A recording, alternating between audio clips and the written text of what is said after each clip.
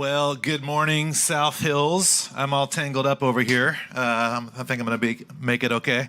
Good morning, South Hills. My name is Chris Kretzu. I am the campus pastor here at South Hills Costa Mesa. And thank you guys for joining us online. I know there's a bunch of you out there hanging out on the Facebook page as well as the church online site. Thank you guys for being here in person. I think all of us had questions about what today would look like, if there would be rain, if there would be sun, if it would be cold or warm, and it's a little bit of all of it. It's dry, and there's a lot of sun, and it's a little bit chilly, but it's good to be here. Thank you guys for being here in person. I do want to remind you guys just one thing real quick before I begin, is that today right after service, we're doing Coffee with Chris, and so if you're looking for a chance to connect with me, if we haven't had a chance to meet yet, even if you guys are online, you can come out. We're going to do it right here on the campus. It's going to be about 30 minutes. We'd love to be able to talk, connect. I'd love to get to know you and have you be able to answer or ask, rather, any questions of me that you may have in your mind. So I'd love to be able to do that for you guys. That's happening today right after first service at 10, so kind of between the 10, that first and second service slot. Anyways, that being said, New Year's Eve of 2020, we've got a 5-year-old and a 9-year-old, and we're trying to get better at the planning and the intentionality at which we go into New Year's Eve. If you guys are parents, you may understand what that's like to have kids and then just try and keep them up until midnight with no game plan. It's not the smartest thing in the world, and so we're trying to do better. And so this year we had all kinds of different like little miniature games and snacks, and we're going to watch this show at this time and the whole thing. And obviously my 9-year-old, he'll stay up all night long. He'll pull all-nighters, no problem at all. He only goes to bed when you force him to lay down, and then he immediately just passes out. But our 5-year-old is very much still in that stage where he can only make it so long before he just kind of goes unconscious. And so New Year's Eve, we could see that he was struggling to stay up. He was so tired and trying to fight it off, and he was like cuddly, and his eyes were getting heavy, and you kind of have that idea. It's like this invisible weight like pulling down at his eyelids, just like his head was nodding, and he would like wake up and get really crazy for a second, and then try, just over and over again. And he makes it past like 9:30, and then he makes it past 10:30, and it was literally like 11:45, and he just passed out.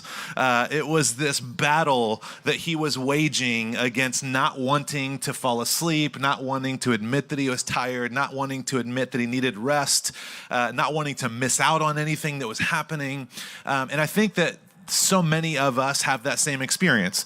Literally, some of you could not stay up until midnight this year for New Year's Eve. So some of us literally had that same experience. But I think that we all struggle with this need, this desire, this drive to not want to rest, not want to miss out, not want to miss anything that's happening. This desire or this drive to continue moving, to work hard, to not take time off.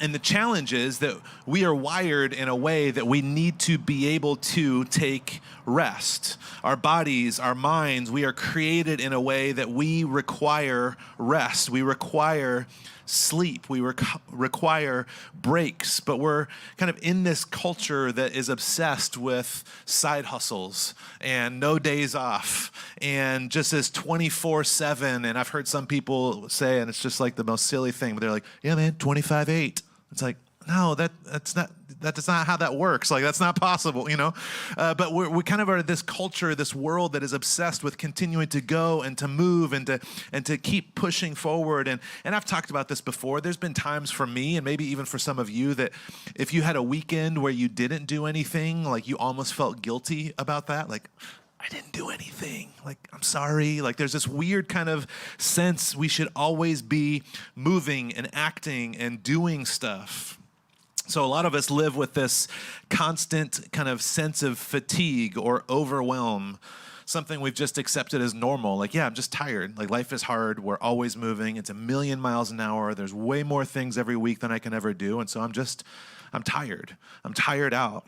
For most of us, our lives are overbooked, overfilled, and overscheduled. Even during quarantine, I don't know if you guys remember when this whole thing started, everybody decided that we should all take this time to learn new habits. There was this immediate sense of like, okay, we've got all this time now, so let's do it. Let's make the most out of it. Let's fill it up. Let's learn how to make sourdough bread. Let's keep feeding the starter. Let's learn how to crochet. Let's whatever it is. We had people a few weeks in, everybody started figuring out Zoom and FaceTime and House Party and all these different apps. And we would have more things scheduled online than we ever did in person. We had people who are like, okay, I know you can be there. You're just at home anyways. It's like, no, I literally have been invited to 3 other Zoom parties. We're going to have to find another time. We overfill and overschedule our lives so much. We are so busy. Corrie ten Boom, who's a missionary and pastor and writer, she said this. She said, if the devil can't make us bad, he will make us busy. And I think that busyness has always been challenging for us, but in a new way over the last year, we've kind of experienced this shift in boundaries and time segments in our lives, because many of us are working from home. A lot of kids are distance learning. It's more difficult than ever to draw these boundaries in regards to how we spend our time. One of the things that we used to hate the most was the commute. But that commute for many people was the only thing that actually separated work from home. Time on from time off, and now you get up from your desk and you turn around and you're at your refrigerator. Like there's just like a whole different reality of our brains don't have this idea of I'm in a different space now. Mentally, I'm doing things differently now. It's not just in our jobs, it's not just in work, it's the way that we show up in our time off also. Would you believe me if I said that as Americans, we actually have more time off, more leisure time than our parents and our grandparents ever did? Of course not. You probably all think that I'm crazy, but it's actually true. It's totally true. And the reality for us is that we feel like we have less time off. We feel like we have less time to relax, less time to rest than ever before. And I have found myself thinking of this way, and maybe you have too, of like, man, I just wish it was like it used to be. You remember like back in the olden days when people would just sit on a porch and drink tea and kids would just entertain themselves? Like there's this kind of sense of like this idea of what things used to be like. In week 1, we talked about how a lot of times this ideal of what used to be isn't actually that accurate. But secondly, I think there's a very real piece of this, that it was a simpler time because we weren't as scattered mentally and emotionally. At this point, I'm sure I've probably stressed you all out talking about it. That's like when you talk about like what you're going to have for lunch during church, and then you can't stop thinking about lunch, and now you're like can't stop thinking about all the work that you should be doing. There's got to be a different way. There's got to be a better way, and there is. And this is what we're going to talk about today. God, before he ever told us what to do, God modeled for us how we should be. It wasn't something he came up with after sin came into the world. It wasn't something that God did after we broke things. This was the way God intended us to live from the beginning. In Genesis chapter 2, verse 1, it says, thus the heavens and the earth were completed in all their vast array. So Genesis 1, and in the very beginning of the book of Genesis, it goes through the days of the week and what God created. He created the heavens and the earth and the sun and the moon and the stars and the fish and the birds and all these different things. And then on day 6, God created man. And God said that man was very good. It wasn't good that we were alone. He created woman. And then all of this happens. And then so in Genesis chapter 2, verse 1, it says, thus the heavens and the earth were completed in their vast array. By the 7th day, God had finished the work he had been doing. So on the 7th day, he rested from all of his work. Then God blessed the 7th day and made it holy. That idea of making it holy means it's set apart and it's different than the other days. When you make something holy, or some versions say sanctified, it's this idea that this day is meant to be different than other days. This way of living is meant to be different. This approach is meant to be different. So it says God blessed it and made it holy because on it he rested from all of the work and the creating that he had done. God creates, and then he recognizes that it's good, and he delights in it, and he creates, and he recognizes it. And then after he's done creating, he takes this rest and just observes and experiences and delights in his creation. God demonstrates the rhythms of work and rest. And on the seventh day, it says that he rested. That word that we have as rested, it shows up in the original Hebrew word is the word Shabbat, which is where we get the word Sabbath from. Sabbath means to cease or to rest. And so you may be uncomfortable with the idea of Sabbath. That may be a word that you're unfamiliar with or not used to using. And so just when I say Sabbath, I'm going to continue saying cease and rest. This is all kind of meaning the same thing. Sabbath is actually a verb. It's an action. It's something you do, like you would say, let's go shop, or let's eat, or let's Sabbath, let's cease, and let's rest. So on the seventh day, God stopped. He ceased his work, and he rested. We understand that just because you cease doesn't necessarily mean you rest. Like we all understand what it means to not work anymore, but also to not actually get any rest. They're similar, but they are not necessarily the same thing. One author describes it this way. He said, to rest is to give up on worrying and fretting and the sense that there is something wrong with the world unless we put it right. So we cease from work, and then we're invited to rest. And to rest means that we are no longer worrying or stressing out about the fact that there's something that's not done yet, and I need to do it. It's this idea, as this author said, David White, he said, it's this sense that there's something wrong with the world unless we put it right. So Sabbath is to cease and to rest. God delighted in what he had done, and we're invited to do that same thing. We can all get behind this idea, right? This should be the easiest concept in Scripture. A day off, to cease, to rest, to not work. I'm in. Sign me up. Except not. We are terrible at this. We really struggle with this idea. I saw some numbers over the last couple of weeks as I've been preparing for this. These are all really depressing numbers to me. 37% of Americans, almost 40%, take less than 7 days of vacation a year. 768 million vacation days went unused in 2018. That's crazy.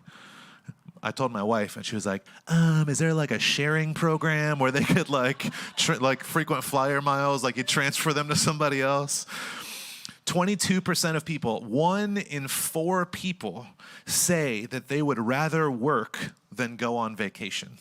1 in 4 people said they would rather work than go on vacation. And when those people were asked, 22% of people, they said half of them said that they would prefer to work, and the other half said that they just had too much work to do to be able to take time off. 1 in 4 people, 20% of people said that they felt guilt when they took time off. 20% of people said that they do work on their time off, and 81% of all employees check their work email outside of work hours, which is crazy. We would think this idea of like resting and stopping working and time off, we all want it. We all want to have that, but at the same time, we refuse to take it. In our minds and our hearts, there's something in us that is driving us to continue. Our value as people seems to be increasingly kind of quantified by our productivity and what we're able to achieve. We all long for control in our lives, and the reality is that most of us, we feel like we gain control when we can control the effort and the time that we put into work. Sabbath, to cease, to rest. This idea of the Sabbath, this is so important. Sabbath fights, it battles against our desire for control. To cease working and to rest, it fights against this desire that we have to be in control of our own lives, to be Lord over our own lives. To cease working and to actually rest is actually like a form of resistance against a broken way of being in the world. It's a form of fighting back, of saying, no, my value is not in what I produce. It's not in how much I can get done. My value is in something different. This is why God formalized this natural rhythm. It was part of the creation process, the seventh day. And then years later, when God gives the 10 commandments, he formalized the Sabbath and he made it the 4th commandment. It's interesting, a lot of rabbis and teachers talk about this idea. The first 4 commandments are all about ways that we sin against God. And the next 6 are about ways that we sin against other people. And so literally, keep the Sabbath day holy is the 4th commandment. And if we don't do it, it's a way of fighting back against God and saying, no, I know a better way. I know who's really important. I know how much work I really need to do, what I really need to get done. When we keep the Sabbath, when we observe Sabbath, cease, rest, we acknowledge the sovereignty of God, that he is in control. But when we refuse to keep it, it's to live as though we are our own provider. Now, it's probably a crazy idea for me to stand up here and be like, okay, guys, so one day a week for 24 hours, we're going to stop all work and we're going to just rest. And I already told you how busy we all are and how bad we all are at this. And so it feels like a crazy thing. And you may be wondering, like, wait, so am I supposed to now just start clearing my schedule for 24 hours every week? And the answer is yes, kind of. There's obviously always nuance in this. And so there's kind of 2 things I want to talk about to help us understand what this looks like in our own lives. The first thing is that the Sabbath is more than a day, but it is not less than a day. I know it's a little bit of a weird phrase. It's more than a day, but it's not less than a day. So what do I mean by that? So as Christians, as followers of Jesus, we believe that every law, every sacrifice, every kind of celebration or festival that was instituted to God's children, it was all fulfilled in Jesus. This is what we believe to be true. It was all pointed to and it was fulfilled in Jesus, including this Sabbath idea. So picture with me, if you will, Adam is created on what day? Day number 6. I'm sure everybody got it right online. Everybody was timid here in person. Day 6, Adam is created. And Adam is created and God gives him responsibilities to name the animals and to care for and to tend in the garden, all these different things. And so you can kind of picture this, 6th day, God creates Adam and Adam like figures out what he's supposed to do. And he's like, all right, so should we get started? And this is not scripture. This is just my kind of filling in the white spaces. And God's like, no, it's the end of the day. It's time to sleep. And so Adam goes to sleep and wakes up the next day, his first full day on earth. Is, all right, God, is it time to get started? Is it time for me to do my job? Is it time for me to get to work? And the 7th day for God is Adam's first day. Adam's first full day was a day spent resting, spent delighting, spent recognizing that God had already done so much work. And Adam begins his first full day, this sense of understanding the best thing that I can do is to just wonder at what God has done, to be amazed, to be delighted in this reality, to rest with God, to rest in the provision of his heavenly Father. So religion and even our culture, it tells us that we need to do and work and achieve and produce, that we have to earn love and we have to earn value and earn acceptance. And Jesus, in his life and on the cross, ultimately says, I've already done it all. I've already done all of the work. You don't have to do anything to get this, to be loved, to be accepted. It is complete. And we're invited to rest in that. Hebrews chapter 4 literally says that Jesus is our Sabbath rest. So the idea of Sabbath is meant to invade every aspect of our lives because we should recognize the way that God provides for us and the work that God has done in our lives. So it's more than a day. It's not meant to just be 24 hours in a row where we don't work and we rest. It's meant to be this understanding that we are loved and valued, and there is this sense of deep importance that each of us have. So the Sabbath is meant to be more than just a 24-hour period. It's more than a day. It's a way of living fully dependent on and trusting God. It's more than a day. But it's also not meant to be less than a day. I know that, like I said, there's this challenge with this idea of carving out an entire day. And so it's important for us to remember that the Sabbath is meant to be a gift, not a burden. The Sabbath isn't meant to be some regulation, some rule that we just check off and we move on in our lives. It's meant to be a gift. And as the same way with many other spiritual disciplines, spiritual habits, we don't necessarily just get it right the whole way the first time. There's a practice. There's a learning how to do this. There's a process of growing in this way. It didn't take long for people to turn the Sabbath commandment into an oppressive law. Even in Jesus' day, he had religious leaders tell him that he was doing it wrong. People would come up and the Pharisees would say, hey, you're working on the Sabbath. You're doing things on the Sabbath and you're doing it wrong, is what they said to Jesus, who I would imagine had a fairly decent understanding of the intention of the Sabbath. And Jesus responded to them in Mark 2, verse 27. He said, the Sabbath was made for man, not man for the Sabbath.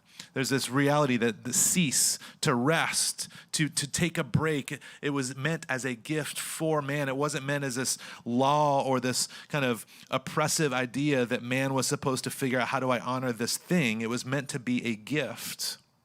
People become so obsessed with the rules and the regulations and the check boxes in so many areas of our faith and our spirituality. And in this instance, they forgot that the purpose of the Sabbath in the very first place was to cease our work, to rest, and to be present, to delight in what God had done. So the Sabbath is meant to be a gift for us. It's a reminder that our value doesn't come from our work. It is a free and unearned gift because of God's goodness to us. We have to be reminded of this over and over again. And honestly, we haven't really talked about this very much. I've spent time talking about balance, and I've spent time talking about busy seasons and the importance of rest and different types of experiences. But there's this gift that God has offered us and is still offering us, this gift of ceasing and resting and delighting in what he has done. And some of us refuse to take it, let alone unwrap it and enjoy it. So it's meant to be, it's more than a day, but it's also not less than a day. It's supposed to invade every aspect of our lives. And at the same time, we are practically supposed to work towards, that's a funny way to say it, work towards resting. We'll get there in a minute, but we're supposed to move towards being able to do this. The reality is that you and I were made to work. I am sorry. That is the way that it was. Even before the fall, before sin, God created us, and work was a part of what we were called to do. Creation in itself was an aspect of work, and so we were created to work. This isn't something that happened because of sin, and we should be able to excel at work. We should work hard. But what was originally a blessing, it became a burden in our lives. We were created to work, and we were made to rest, which is the part that we all really love, we're really excited about. Researchers, I was reading this article last week, researchers have started to use this term time confetti. And I don't know if you guys can imagine I almost brought like a confetti cannon, but I just didn't know if it would be too messy or not. But imagine confetti and the way that confetti just like scatters everywhere. And it's almost impossible to try and catch a piece of confetti because of the way it like flutters as it falls down, and it's everywhere and it's overwhelming. And so they've started to use this term time confetti. It's this reality that both our leisure time, our time off, and our work time are fragmented with little bits of multitasking. When we're working, we're also multitasking. And when we're off with our families, with our friends, we're also multitasking. It's sometimes just seconds or minutes, they have found, which doesn't seem bad, but collectively it adds up to something much more problematic. It taxes us cognitively, mentally, and it makes it hard for our time off to relieve stress or to make us happy. Time confetti makes us less productive at work, and we also enjoy our free time less, which is why we all feel like our grandparents had it easier. Why we feel like our grandparents had less to do is because they didn't have this in their pocket, which is all of their friends and all of their work and all of the rest of what's happening in the entire world in our pockets constantly. It is so hard for us to be focused and fully present. It's hard for us to rest. I think that many of us would recognize we live in a rest deficit. We are missing out on rest. The question, you don't have to answer, but on your day off, how rested do you feel? After a day off, how rested do you feel? How do you feel like your Saturday is working for you these days? Or do you feel like it's work? when you binge watch 3 hours of TV? Not me, other people. Which I do because I'm tired and I just want to break. And so let me just watch this show. It's so good. How often do you finish 3 hours of a TV show or whatever it might be, and you get up from the sofa and you're like, man, I feel rested. When we are doing what people are now calling doom scrolling on social media, which is just continuing. I mean, it's exactly what it sounds like. You just scroll and kind of work yourself farther and farther into this pit. Most of us don't actually rest on our day off. There's a rest deficit. And there's these 7 areas that we all need to rest. And it's actually important, and I think we're going to have these on the screen. It's important for us to be aware of these things because a lot of times we just assume that it means not at work. But there's actually different aspects of rest. There's physical rest, which I get plenty of. Mental rest, also not a problem. No, I'm just kidding. Physical rest, mental rest, social rest, creative rest, emotional rest, spiritual rest, and sensory rest, which is the one that really cuts deep for most of us. We are designed and we are created in a way that we need to be able to rest in all 7 of these ways. And so as we look at this list, physical, mental, social, creative, emotional, spiritual, and sensory, what ways do you need to cease and to rest? Some of us are extroverts, and if we could have it our way, we would have something going on every single night. And you need to cease and rest socially. Some of us are creatives, and we find ourselves just constantly focusing on this thing that we are making. And even if it's something that we enjoy, we need to cease and we need to rest. So each one of these areas we need to cease and rest from. And also there's times that we need to rest by doing these things. What does it mean to rest emotionally, to rest creatively, to have these experiences? And what is restful for one person may not be for another, which is awesome when you're married and your wife, theoretically, wants to rest by riding bikes and being outside constantly, and you want to rest by sitting on the sofa drinking LaCroix. What's restful for one person isn't always restful for everybody else. So we have to think through, what does it look like for me to rest, not just to take a day off of work, not just to not go into the office on a Saturday, not to have the time confetti reality, but to rest physically, mentally, socially, creatively, emotionally, spiritually, and with our senses, sensory rest. So maybe it looks like, practically speaking, and it feels silly to list some of these things, but I really think that many of us just don't even know where to start. So maybe for you, you need to get outside and hike, spend the day at the beach. Some of you are in need of spending some time gardening, and there's something beautiful and restful about that. Painting, finding a new hobby, playing or listening to music, going out, playing wiffle ball, throwing a football, driving up the coast, spending time with close friends, enjoying an incredible meal. Save the best meal of the week to have on this day that you are meant to cease and rest and just delight in these things that are so good, these gifts of what God has given us. We've got to figure out, how do I intentionally do this? How do I intentionally rest? The key is to cease from our work and our output and to rest and delight in the goodness that God has put around us. The reality is that it takes work to rest. It's hard to rest. It takes effort to rest, which feels like it doesn't make any sense. But we have to plan for it. We have to be intentional about it. Sometimes we have to do things to get ready for it.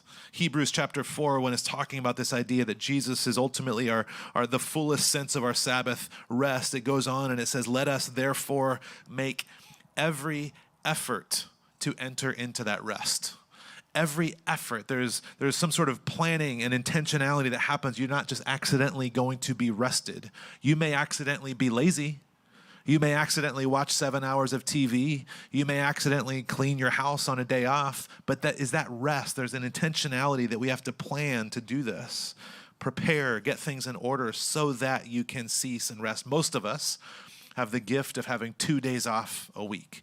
Some people I know, you work 6 days a week, and there's different schedules. Some people have multiple jobs, but most of us get 2 days off a week. So what would it look like for you to use one of those days to do all of that work that you don't get paid to do? The stuff around the house, the stuff you need to get done, and that way you can actually rest on another day. You have to plan and prepare to rest, to cease. One of the things that Ez does that is always so stressful, and it drives me bonkers every single time. Before we go on a trip, back when we used to go on trips and things like that, she would deep clean the house the day we left for the trip, which when you're trying to load a car with luggage and everything and get the kids out the door, to also clean the house feels like just the worst thing that you could do at that moment. But the reality is that when we got back from a trip and we showed up to a clean house, it was this amazing gift. And that's a weird example of what does it mean to put in the work you need to be able to rest, to do something in advance that is hard, and we're going to plan, we're going to prepare, we're going to spend if we have to, whatever it is, so that we can then rest. We have to be intentional if we want to experience rest. So what if we started, and this is kind of something I've been thinking about, and we do this sometimes with our work lives, but what if we started to think about time differently? What if we started to think about time intentionally? What if we started to think about time as a commodity? In fact, it's our most precious commodity, some would say, because we don't get any more. There is a new day, there's a new week, but we're not being able to create more time. Psalm 90 says, teach us to number our days so that we may gain a heart of wisdom. There's this reality for us that we're called to be aware that our days have a certain number to them. Our time has a certain number to it. And when I'm aware of that, it gives me wisdom in how I want to use it. We plan out our groceries, we budget our money, we plan for work projects. Why aren't we more intentional with the way that we use our time during the week? And I think this is something that we practically have to do if we ever want to cease and rest. We have to work, put in the effort to be aware of how we're using our time.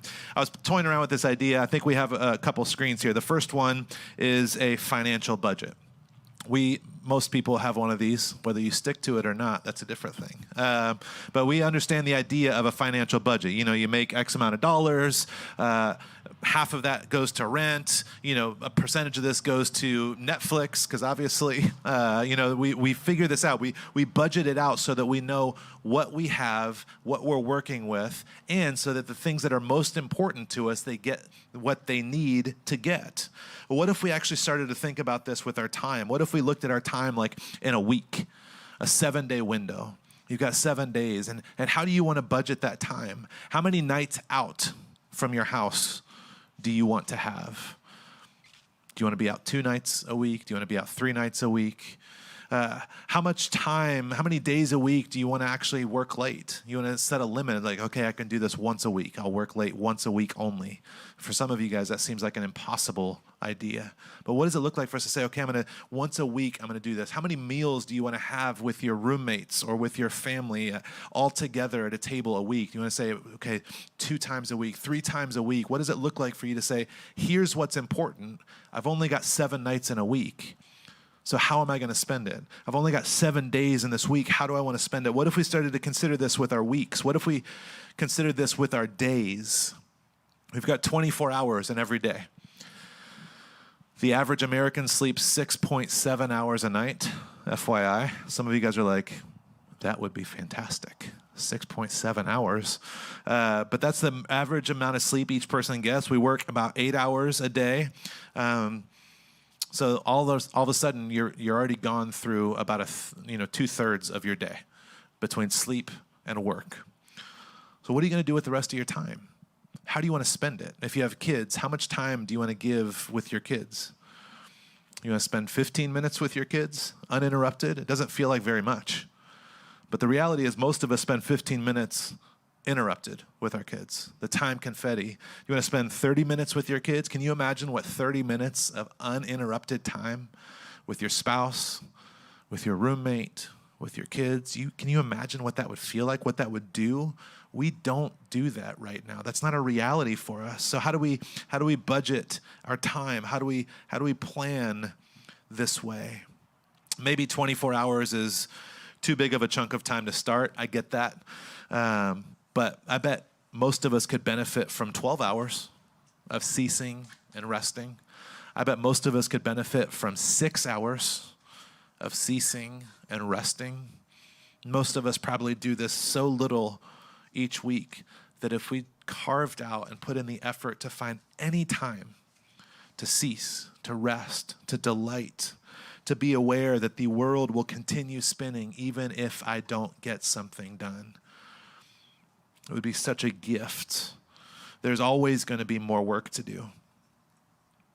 So part of our responsibility, part of being mature, part of being healthy is choosing what is the right work to do, and ultimately, when do I need to cease, to stop, to rest, to delight?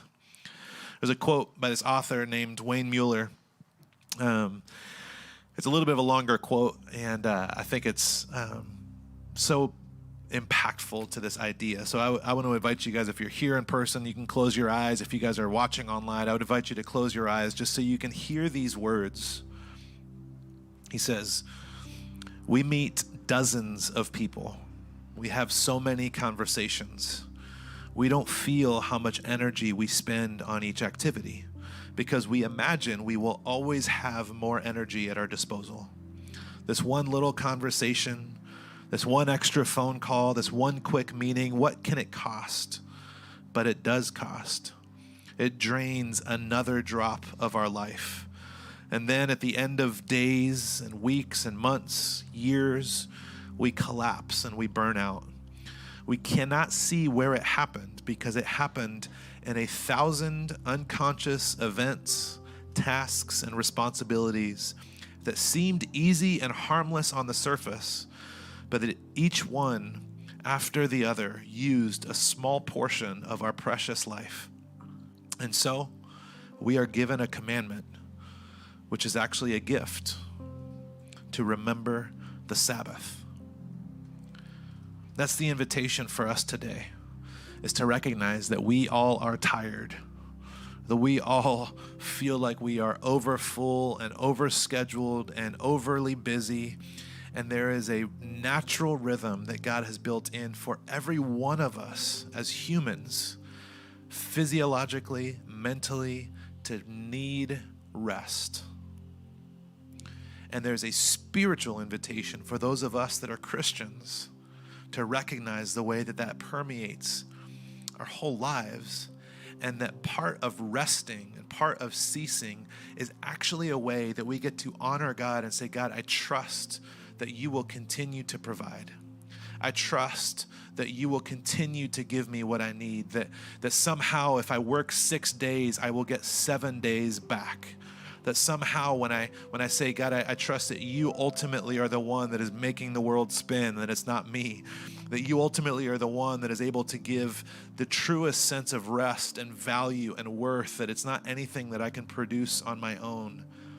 For those of us that are Christians, we have an invitation, we have a responsibility, and even a command to do this so that we don't get things twisted and misunderstand who is in control of our lives. We are given a commandment, which is actually a gift, to remember the Sabbath.